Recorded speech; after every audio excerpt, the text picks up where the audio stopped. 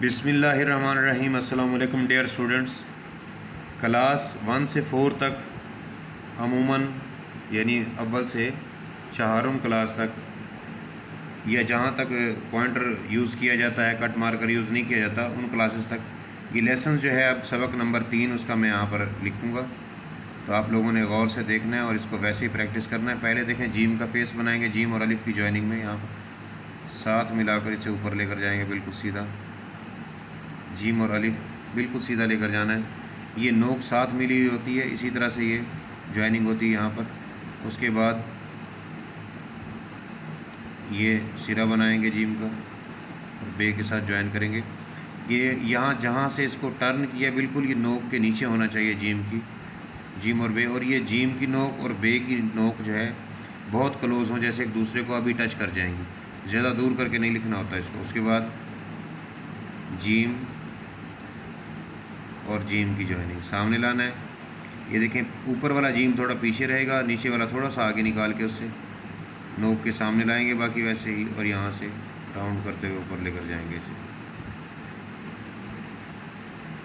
جیم اور جیم کی جوائننگ یعنی جیم چے ہیکھے کی، اگر جیم چے ہیکھے کے ساتھ جوائننگ ہو تو یہ اس کے بیک سائڈ پر یہ جو نوک بناتے ہیں ہم، یہاں پر جو نوک بنائی ہے ہم نے، یہ نوک جیم چے ہیکھے کی جوائننگ میں پہلے جیم چے ہیکھے پر نہیں بنتی، تو یہ احتیاط کرنی ہے۔ اس کے بعد دیکھیں ویسے ہی جیسے جیم اور الف بنایا تھا، اوپر لے جانے کے بجائے اب دال کے ساتھ جوائن کریں گے۔ دال رے کی شیپ میں آئے گا، اس کو پھر نوک کو ساتھ ملانا ہے، کیونکہ وہی والا سرا جو الف کے ساتھ ملا ہے جیم کا، وہی دال کے ساتھ ملا ہوا ہے۔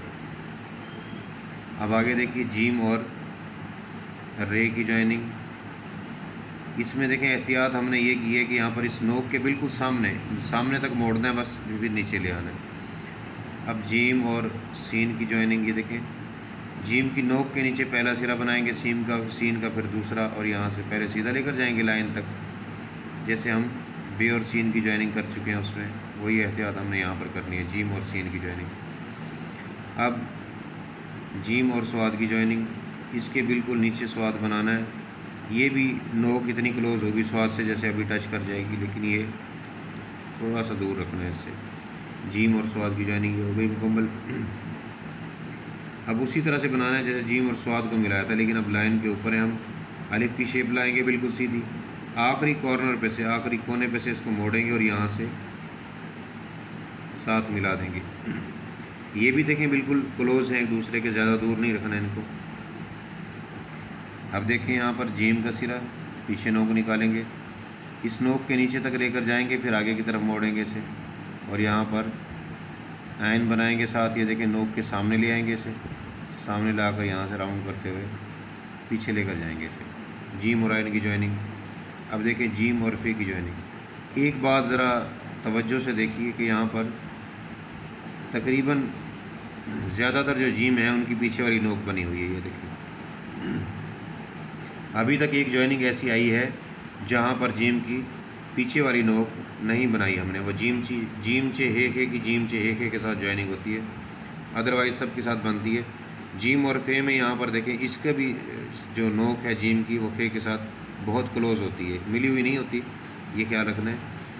اور یہ بلینک رکھنا ہے، یہ دیکھیں عین بلینک ہے، فے بلینک ہے، تو یہ کٹ مارکر کے ساتھ بھی فے بلینک ہوتا ہے، عین فیلنگ میں ہوتا ہے، تو یہ لیکن اب فیل نہیں کرنا ہے، اس کو بلینک رکھنا ہے۔ اور اسی طرح دیکھیں جیم اور کاف، اس کو بھی بلینک رکھیں گے ہم۔ یہاں سے دیکھیں اگر لائن لگائیں ہم، سلانٹ لائن لگائیں تو یہ برابر ہیں دونوں، یہ خیال کرنا ہوتا ہے اس میں، اور کاف کو اوپر ہی سے راؤنڈ لے کر آنا ہوتا ہے، سین کی طرح پہلے سیدھا نہیں لاتے لائن پر، سین اور سواد کو ہم پہلے لائن پر سیدھا لائے ہیں، پھر اسے راؤنڈ کیا ہے نیچے سے۔ اس کے بعد جیم اور الف ہی کی شیپ بنائیں گے، اس کے ساتھ بے کی ٹائپ کی شیپ بنے گی یہاں پر، اور پھر یہ جیم اور کاف بن جائے گا۔ اس کو سیدھا رکھنا ہے درمیان کی شیپ کو۔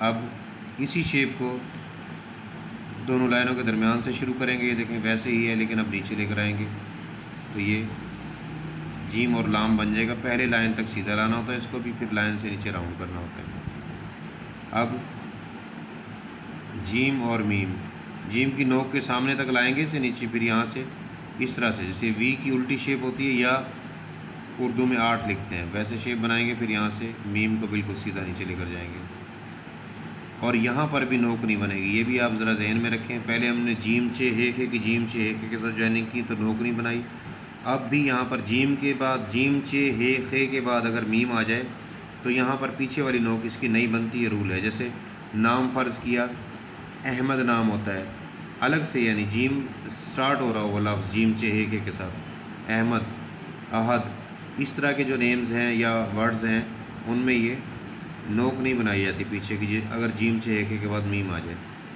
تو اس کو میم کو بالکل سیدھا نیچے لے کر جانا ہوتا ہے۔ اب یہ تھوڑا سا نوک سے آگے نکالتے ہیں اس کو، یہاں سے سیدھا نیچے لے آتے ہیں۔ یہ دیکھیں یہ جگہ ہے گولائی والی، یہاں اوپر ہم نے سرا نہیں نکالنا ہوتا، نہ سین میں، سواد میں، کسی میں بھی، جیم اور نون کی جوائننگ۔ اب دیکھیں جیم اور واو کی جوائننگ، یہ بھی ویسی ہے جیسے ہم نے جیم اور کاف بنایا تھا، نیچے سے صرف رے کی شیپ ہے، یہاں سے دیکھیں لائن لگائیں سلانٹ میں تو یہ برابر ہیں تینوں ایک ہی لائن میں، یہ خیال کرنا ہوتا ہے جیم کے فیس سے آگے واو نکلا ہوا نہیں ہونا چاہیے۔ اب ہے جیم اور ہے کی جوائننگ، یہ دیکھیں نوک تک لائیں گے، نوک تک لانے کے بعد آگے نکال دیں گے اسے، جیم اور ہے۔ اب جیم اور چھوٹی ہے، اس کی نوک کے سامنے تک لائیں گے پہلے، پھر یہاں سے ٹرن کرتے ہوئے اسے نیچے لے جائیں گے اور پھر کمپلیٹ کریں گے جیم اور چھوٹی۔ اس میں یہ دیکھیں کہ یہاں پر بھی نوک نہیں نکالی گئی پیچھے والی۔ پہلا کیا تھا؟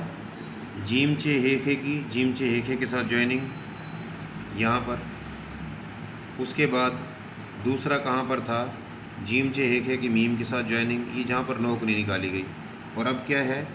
جیم چے ہے کی چھوٹی کے ساتھ جوائننگ الگ سے، اور ایسے ہی نیکسٹ ہے جیم چے ہے کی بڑی کے ساتھ جوائننگ۔ ان میں پیچھے کی طرف یہاں پر دیکھیں نوک نہیں نکالی جاتی، گول کیا جاتا ہے اس میں۔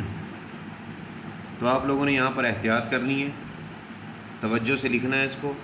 یہ سبق نمبر 3 ہے پوائنٹر رائٹنگ کا، اس کو آپ لوگ پینسل سے لکھیں گے، پین سے لکھیں گے، کسی بھی وداؤٹ کٹ سے کسی بھی چیز سے لکھیں گے آپ یہ، تو اسی طرح سے انہی رولز کو فالو کریں گے۔